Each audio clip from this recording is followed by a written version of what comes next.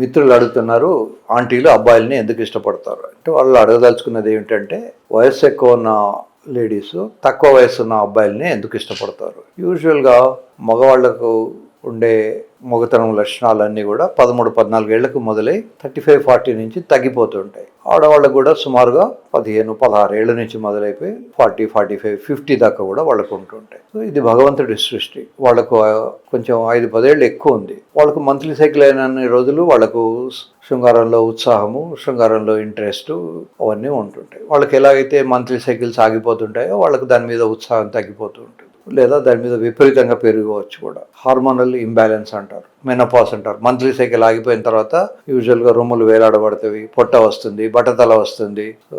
కొంతమంది ఆ అమ్మాయిలకి లేడీస్కి సన్నగా మీసం కట్టు కూడా వస్తుంది. అంటే వాళ్ళలో ఆడ లక్షణాలు తగ్గిపోతుంటాయి, మగ లక్షణాలు పెరుగుతుంటాయి. మగ పిల్లలకి సుమారుగా 30-35 ఇయర్స్ వచ్చినప్పటి నుంచి మగవాళ్ళ ప్రాబ్లమ్స్ అన్నీ స్టార్ట్ అవుతాయి. చాలామందికి 50 ఇయర్స్ వచ్చేసరికి ప్రాబ్లమ్స్ చాలా ఎక్కువగా ఉంటాయి. సో తక్కువ వయసు ఉన్న అబ్బాయి శృంగారంలో పాల్గొన్నప్పుడు ఎక్కువ ఉత్సాహంగా, ఎక్కువ ఇంట్రెస్టింగ్గా పాల్గొంటాడు అనే ఉద్దేశంతో చాలామంది ఆంటీలు అబ్బాయిల్ని ఇష్టపడవచ్చు. అలాగే అబ్బాయిలు కూడా అమ్మాయిల్ని కొంచెం వయసు ఎక్కువ ఉన్న వాళ్ళని ఇష్టపడడానికి కారణం ఏంటంటే వాళ్ళకి ఆల్రెడీ ఎక్స్పీరియన్స్ ఉంటుంది. వాళ్ళకు వేజైనా వగేరా అంతా కూడా కొంచెం రిలాక్స్ అయ్యి లూజ్గా ఉంటుంది కనుక వీళ్ళకు పెనట్రేషన్ అది డిఫికల్టీ కాకుండా ఉంటుంది. ఇటు అబ్బాయిలకు అటు అమ్మాయిలకు కూడా అది బోత్ అడ్వాంటేజెస్.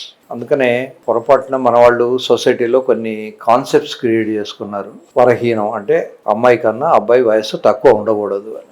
నిజానికి తక్కువ ఉన్నప్పుడే వాళ్ళు ఎక్కువ ఎంజాయ్ చేయగలరు. సో అమ్మాయి వయసు ఎక్కువ, అబ్బాయి వయసు తక్కువ ఉన్న వాళ్ళే ఎక్కువసేపు ఎంజాయ్ చేయగలరు. అది వరహీనం కాదు. అట్లాగే మిగతాయి కూడా కొన్ని విషయాలలో అబ్బాయి మస్ట్ బి డామినెంట్ అని అనుకుంటారు. బట్ చేంజింగ్ సొసైటీ, ఇప్పుడు అమ్మాయిలు కూడా ఈక్వల్గా చదువుకుంటున్నారు, ఈక్వల్గా సంపాదిస్తున్నారు. ఒక్కోసారి అబ్బాయి కన్నా కూడా అమ్మాయి సంపాదన ఎక్కువ కూడా ఉంటుంది. కనుక ఈ వరహీనము ఇట్లాంటి ఆలోచనలు మానేసుకొని ఎవరికి ఎలా ఇష్టం ఉంటే అలా సుఖపడవచ్చు, అలా ఎంజాయ్ చేయడానికి వీలవుతుంది.